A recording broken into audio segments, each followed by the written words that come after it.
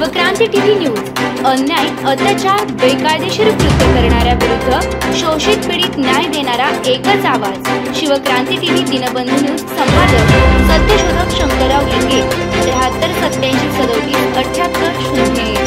दिवसापूर्वी आदरणीय रामप्रसाद थोरात सरांची या जिल्ह्याच्या पूर्वेच्या जिल्हाध्यक्ष म्हणून या ठिकाणी साहेबांनी नियुक्ती केली। पुणेशेखर सरांचं या ओबीसी भटकेंद्र महासंघाच्या वतीनं मी या मंचावरून हार्दिक स्वागत आणि शुभेच्छा देतो। यानंतर गेल्या विधानसभेला श्रद्धेय नेते बाळासाहेब आंबेडकरांच्या माध्यमातून या महाराष्ट्रामध्ये 100 उमेदवार ओबीसी समाजाचे प्रतिनिधित्व म्हणून सभागृहात जाण्यासाठी या ठिकाणी दिले।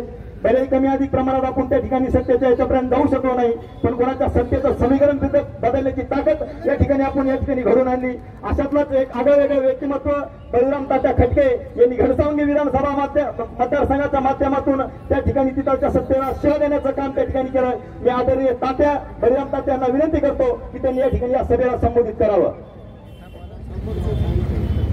महाराष्ट्राची कुलस्वामी नाही तुळजाभवानी विधवे स्वराज्य संस्थापक छत्रपती शिवाजी महाराज, राज्यघटनेचे शिल्पकार महामानव परमपूज्य डॉक्टर बाबासाहेब आंबेडकर या महामानवांना अभिवादन करून आजच्या या ओबीसी आरक्षण बचाव रॅलीचे मुख्य मार्गदर्शक आमचे नेते स्वर्गीय बाळासाहेब आंबेडकर, नवनाथाबा वाघमारे, आमच्या ताई आणि सन्माननीय व्यासपीठ।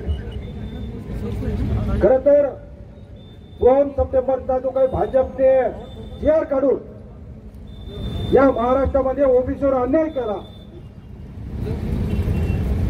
त्याचा परिणाम असा झाला साहेब की ज्या अंतरवाली सराटीमध्ये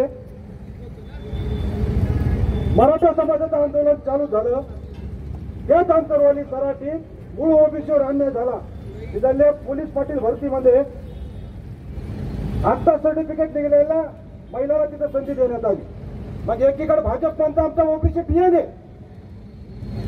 आता काय भाजपचा डीएनए चेंज झालाय का? एकीकडे आता या स्वराज्य संस्थेच्या निवडणुका डोळ्यासमोर आहेत। आता दिवाळी झाली, दिवाळीचा श्रेय मिळण्याचा कार्यक्रम झाला।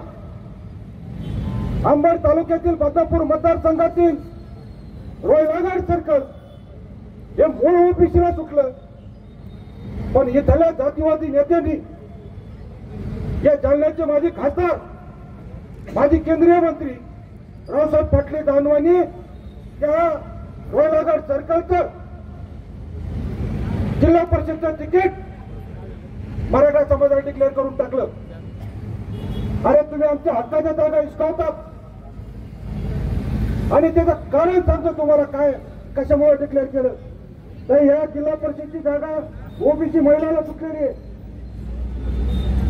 आणि तिला विद्यमान सभापती आमच्या मार्केट कमिटीचे त्यांच्या विशेषकर ओबीसीचं सर्टिफिकेट आहे, म्हणून आमच्या जिल्हाध्यक्षपदांच्या डोळ्यात खुपतं म्हणून लगेच मराठा समाजाची जागा डिक्लेअर करून टाकली आणि तिथे उमेदवार डिक्लेअर केला। मग आम्ही ठरवलं, आम्ही श्रद्धेय बाळासाहेब आंबेडकरांच्या नेतृत्वात या जिल्ह्यामध्ये जिल्हा परिषद आणि पंचायत समिती आणि महानगरपालिका नगर परिषदेच्या निवडणुका लढतो। जिल्हा वंचित आणि ओबीसी एकत्र मिळून आम्ही निवडणुका लढतो। जर तुम्हाला आमच्या लोकांना तिकीट द्यायची नसतील, आणि मला खरं तर काल एक आश्चर्य झालं, जे स्वतःला सवय घोषित म्हणजे देशाचे नेते म्हणतात, अशा नेत्यांनी काल एक डिक्लेअर केलं की ज्या मूळ ओबीसीच्या जागा आहेत त्या मूळ ओबीसीला द्या। अरे आमचं आरक्षण घालवण्याचं खरं तुम्ही मोठे पुढाकार तुम्ही घेतला। ज्या अंतरवालीत ज्या दरंगेला तुम्ही तिथं बसवलं, तुमच्या आमदाराचे राजेश टोपेने तिथं बसवलं आणि आता तुम्हाला ओबीसीची आठवण झाली निवडणुका डोळ्यासमोर ठेवून। पण मी घनसावंगीची हिदायत सभा माननीय स्वर्गीय बाळासाहेब आंबेडकरांच्या आशीर्वादाने लढलो। जे आंदोलन त्या अंतरवालीच्या आमदारांनी उभं केलं, त्या आमदाराचा 25 वर्षाचा इतिहास आम्ही संपवला, ते स्वर्गीय बाळासाहेब आंबेडकरांच्या आशीर्वादाने। म्हणजे गावगाड्यातला ओबीसी काय करू शकतो हे त्यांना माहित नसावं। साहेब, दिवाळी दिवशी एक घटना आमच्या तालुक्यात घडली. ताई, आमच्या माता भगिनी गुंडवाडी म्हणून गाव आहे आमच्या तालुक्यात. आमच्या माता भगिनी आपल्या अंगणामध्ये रांगोळी काढत होत्या. तिथं काही जातीवादी लोक जाऊन फोटो काढायचा प्रयत्न केला. आमच्या लोकांनी त्यांना फक्त विचारलं, बाबा हो तुम्ही आमच्या माता भगिनी अंगणात रांगोळी काढत असताना तुम्ही काय करता? आमच्या लोकांवर चाकू हल्ले झाले आणि आमच्या लोकांवर 307 तारखे गुन्हे दाखल करण्यासाठी या जिल्ह्यातीलच नव्हे तर या महाराष्ट्रातील अर्धा विधवंत मंत्रिमंडळ आणि जवळपास 550 आमदार आणि जातीवादी आमदारांनी इथल्या पोलीस प्रशासनावर दबाव आणला आणि 307 मध्ये अटकपूर्व जामीन होते. हा तर खरं म्हणजे काय म्हणावं, कायदा या महाराष्ट्रात आहे की नाही? एकीकडे या महाराष्ट्राचे मुख्यमंत्री देवेंद्र फडणवीस सांगतात की ओबीसीला धक्का न लावता आम्ही मराठा समाजाला आरक्षण दिलंय. तर मी आपल्या समोर सांगतोय, येणाऱ्या विधानसभा जिल्हा परिषद पंचायत समिती असेल, नगर परिषद असेल, महानगरपालिका असेल, कमळाला आणि भाजपला धक्का न लावता इथून पुढे मतदान करतात. मग तुम्ही म्हणता कुणाला करायचं? आपले लोक उभं राहणार आहेत. बाबांनो, आपलं कोण फरक कोण ओळखायला शिकलं पाहिजे. आपण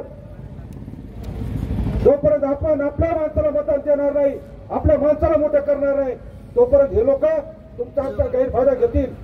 तुमच्या आमच्या मतावर सत्तेत निवडून यायचं आणि तुमच्या आमच्या आरक्षणासाठी एका समाजाला पाठिंबा द्यायचा. हात जोडून तुम्हाला विनंती आहे, आपला उमेदवार बिगर पैशाला असून द्या, गरीब असून द्या, काळा असून द्या, बेंद्र असून द्या, पण आपल्या माणसाला मतदान केल्याशिवाय इथून पुढे याला सुट्टी नाही. कुठल्याही पक्षाच्या उमेदवाराला मतदान करू नका. तुम्ही राष्ट्रवादीला उमेदवाराला मतदान केलं तर हीच परिस्थिती येणार आहे. तुम्ही शिवसेनेला मतदान केलं तर हीच परिस्थिती येणार आहे. या महाराष्ट्रात फक्त एकमेव श्रद्धेय बाळासाहेब आंबेडकरांची पार्टी असेल की ती ओबीसीच्या पाठीमागे उभी राहते खंबीरपणे. म्हणून तुम्हाला हात जोडून विनंती आहे, श्रद्धेय बाळासाहेब आंबेडकर आपल्याला दोन आदेश देतील, त्या आदेशाच्या प्रमाणे आपण सगळेजण वागूया ही सगळ्यांना विनंती करतो. थांबतो. जय हिंद, जय ओबीसी, जय भीम. धन्यवाद.